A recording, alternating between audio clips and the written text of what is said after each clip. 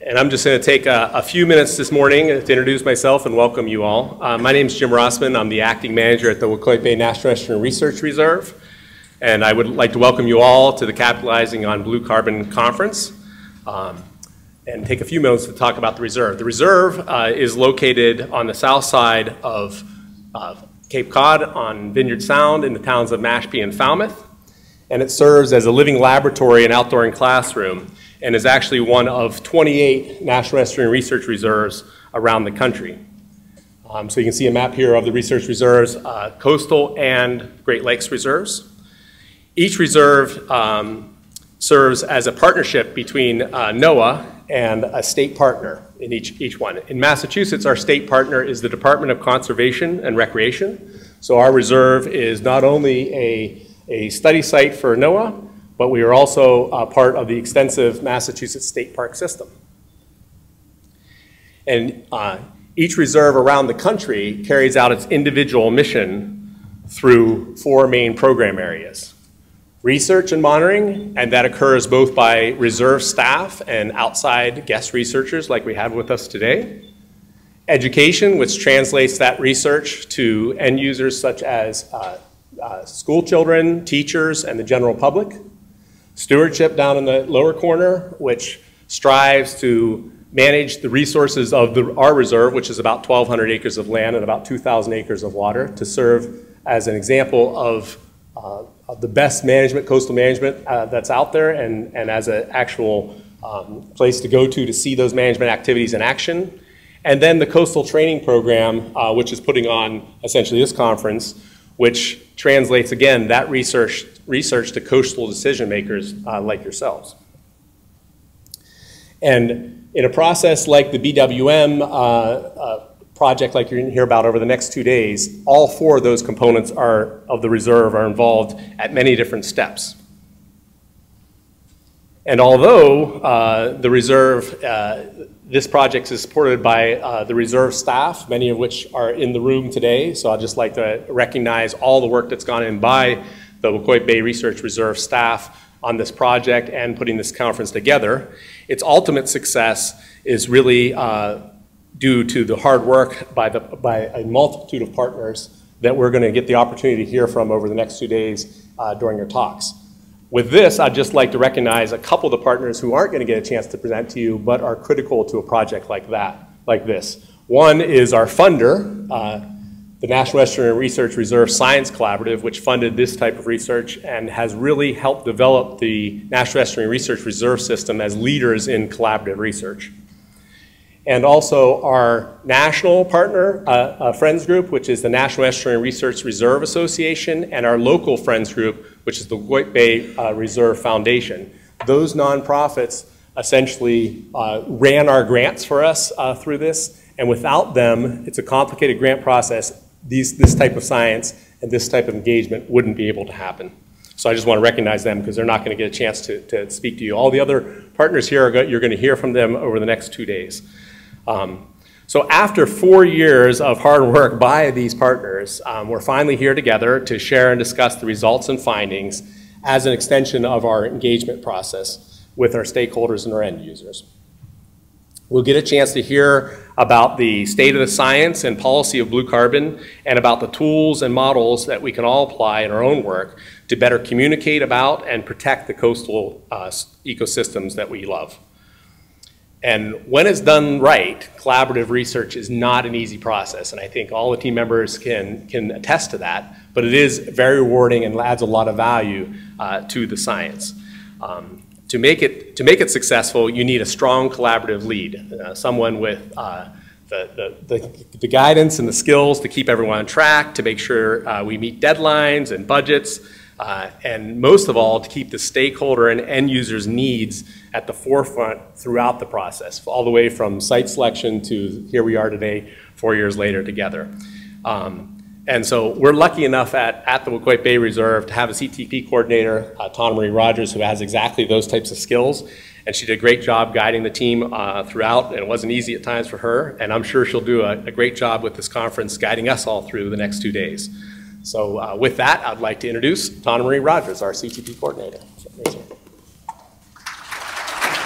Good morning, everyone. It's great to see all of you, and thank you for your attention to this topic and your interest in being here today. I know that we're going to have some people filing in. As people were coming in, we heard lots of stories of either getting lost or being stuck in traffic. So we expect we have a lot more people registered than are here right now, but we expect that those people will come in. So just be mindful of that, as if there are empty seats beside you, as people are looking for some place to quietly slip in, that you could help them find that spot. So as Jim mentioned, we have a number of different things that we're going to get through today. If you haven't had a chance yet, you should look at your packets of information that you have.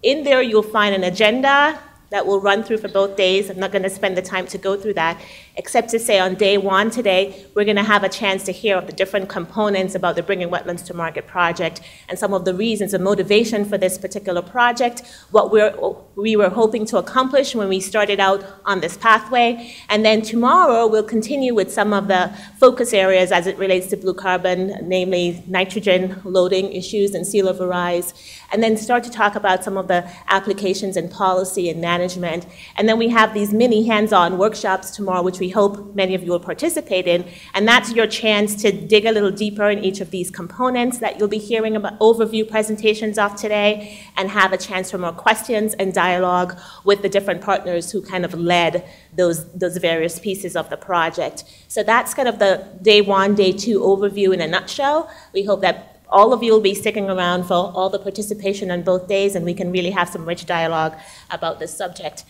Because we have so many people, we're not going to have a chance to have introductions, but I think that it's always good. People are always wondering, who else is here beside the familiar faces that you've bumped into this morning? So we're going to take a chance and just you have some keypads in front of you. If you've never used keypads, those little calculator-like looking things that you have in front of you, all you need to do, we're going to go through 3 questions right now just to familiarize all of us with who else is in the room and the types of areas that we all work in and what our organizational affiliations are.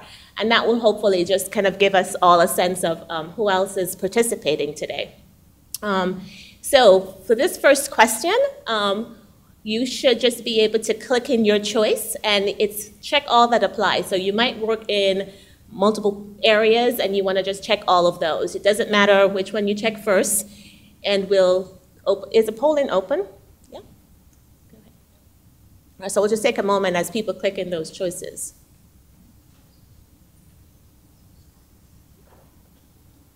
Let's see. All right, so you can see for yourselves what the breakdown is. We have, I can't see the percentages from this angle, but it looks like that purple bar is sticking up way high. We have a lot of people working in science and research, and I kind of expected that with this topic. We also have our second highest category, it looks like coastal management. Is that correct? Wetlands restoration. And then we have different breakdowns, some that I can't see very well from here, but you can probably see a lot better than I can on that. So that gives you an idea of the spread, but we have a fair amount of spread here, excuse me, in terms of people kind of coming from this topic and from different perspectives. And that will definitely benefit our discussions throughout, because people will be looking at this issue from different angles. How about this? So what is your current level of knowledge about blue carbon? And I'd like you to, if you attended the blue carbon primer, I'd like you to try and do this rating like before you walked into the room today. What was your level of knowledge?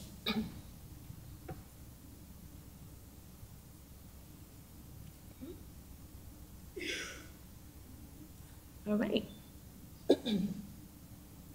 Great, so again, quite a spread. Most people, if you combine the low and newbie to the topics, we're having almost 50% there.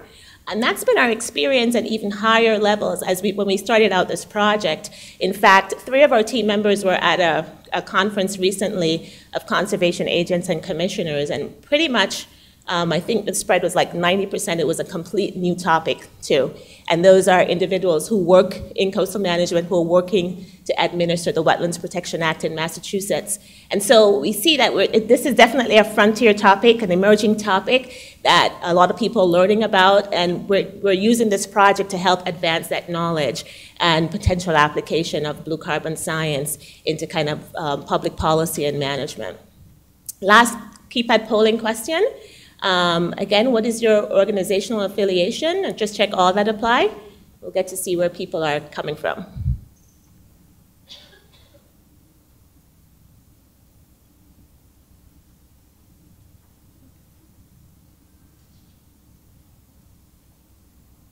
Okay.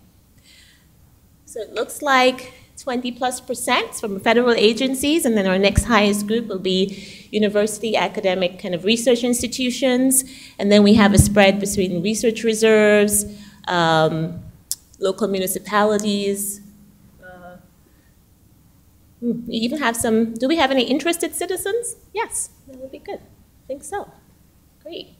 So I hope that's informative for you. I always find it informative just to kind of figure out who else is here and what people are interested in. So we're going to just go back right now to orienting you to where we are on the agenda, and then we're going to start out with hearing from our presenters. For the presenters, I just wanted to point out that your timekeeper is going to be Kate. She's going to be right there, front and center, so you can see her. She'll give you a 5-minute and a 2-minute warning just to kind of help you as you're going through. You will have to stay at this podium because we do not have a mic set for you to roam, those who roam and speak. But we can use a handheld if people feel more comfortable doing that, just to help the presenters out understanding where they can go and what they can and can't do.